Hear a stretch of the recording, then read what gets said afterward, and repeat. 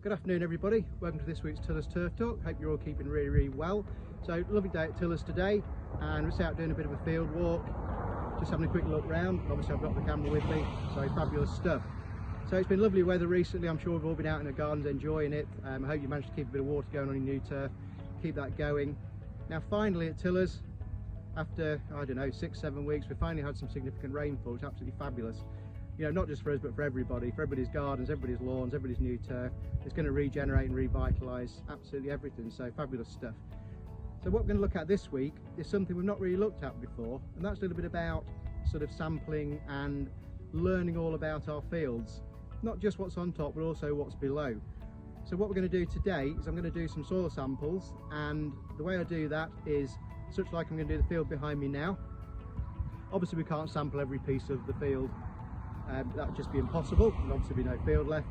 So what we'll do is we'll take a representation of single samples from all over the field, and these will be sent off for analysis. They'll be mixed up and we'll give us sort of an average sort of reading of various sort of elements that we'll talk about shortly.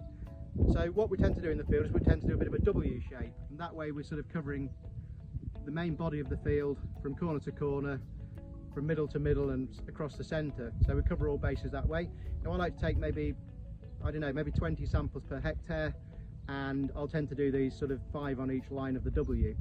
So we'll go out now, we'll take a few samples, and then we'll take a closer look at the turf itself in a moment.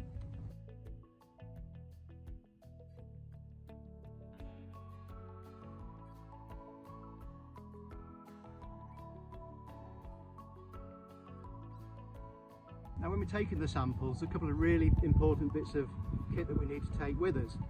Number one is obviously we need a bag to put the samples in. Now there's no hard and fast rules for a bag. You don't have to buy a particular type, as long as it's waterproof and you can seal it up. You know, these are just sort of typical sort of freezer bags that you would buy. And the other thing to be very clear about on these is to make sure that you mark firstly the date that you took the sample, and also the field that you took it from. There's no use in doing 10 fields of samples, you forget to label them and you go, oh no, I don't know which is from which. So two really important pieces of information there. And the other thing we're going to need is a sampler itself. So I use this one, I'm old school, I like my good old core sampler there. Now when we look at the surface of the turf, you know, this is absolutely beautiful fescue field, absolutely stunning condition. You know, we've been in this field before, and like I said, it's way beyond any fescue I've ever seen before. It's fantastic, it really is superb. So when we learn about the health of the plant itself, then we can do things like tissue analysis. You know, this has to be done in laboratory using specialist equipment, and we're able to analyse the health of the plant itself. And also when it comes to monitoring, say on golf greens, we can do things like clipping yields. So just for consistency, we can be taking measurements off each green. Now lots of people measure them sort of in millilitres or litres per green. Now sometimes a general rule of thumb and an easy way to do it is just simply see how much is in your box after each green. If you're roughly half a box of green, then that's generally near enough. But when we have to be ultra accurate for golf tournaments, things like that, if we find one green that's yielding way more clippings than another, then perhaps it needs a little bit of growth regulator or a bit of backing off on the feed just to bring them all into line. So there are lots of things that we can learn from that. The other thing we need to look at is, and the reason I'm sending these samples in, is to understand what's going on under the surface, so within the soil profile itself. So I'm taking these samples, and I haven't quite finished this field yet. I'm going to finish after the video. Now once the samples are all mixed up in the bag, and like I say, I'll take roughly 20 to the hectare, then these will be sent to the laboratory. It's all pre-organised, I'll be waiting for them, expecting them there.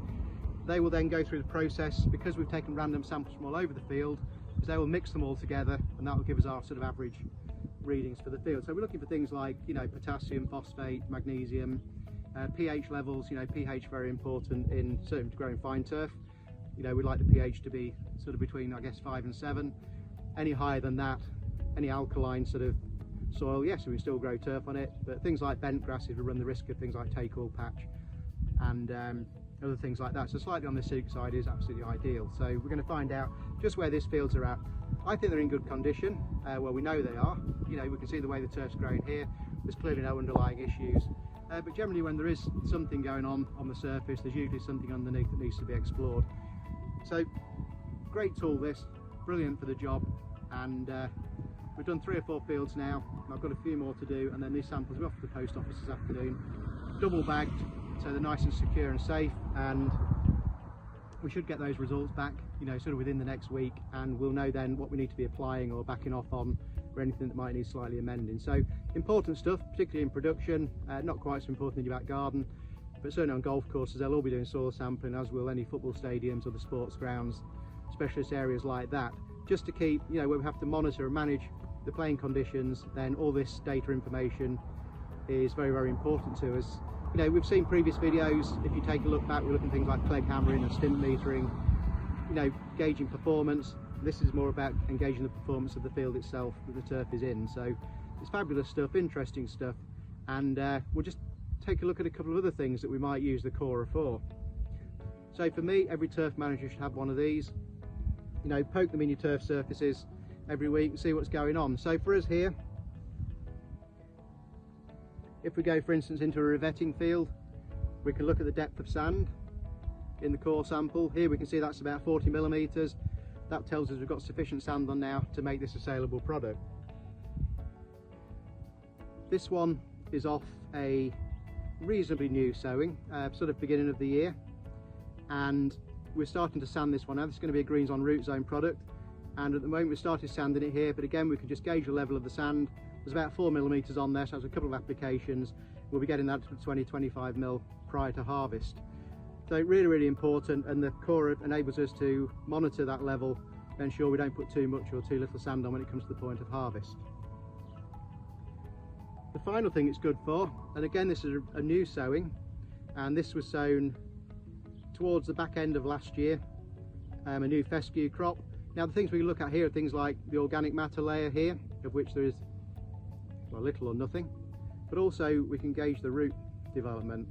And if we come a bit closer on this one, you can see already, I mean this core sample is 6-7 inches long, and already we can see roots poking down here, which shows us that it's a good healthy soil, giving the plant everything it needs.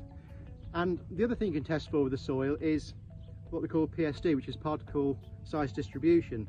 So again, the sample would be sent, not this time for chemical analysis, but for physical analysis, and it would basically go through a succession of sieves, and they would measure out the different particle sizes within the large, the fines, the mediums, and that again will give us a great indication of infiltration rate. And the way the roots are going through here would suggest that this soil is absolutely perfect. Fab stuff. So before we close the video, I just want to say field walking isn't just for sampling. It's great for being out, checking the turf, checking the quality, and the managers here walk many, many miles every week.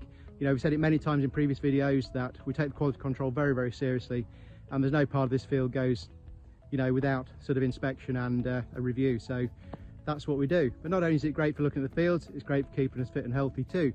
And I just want to finish by just saying a big well done to our harvest manager Tom, who last weekend took part in a sponsored walk raising many, many pounds for Prostate Cancer UK and St Barnabas. So huge well done to Tom from everyone at Tillers.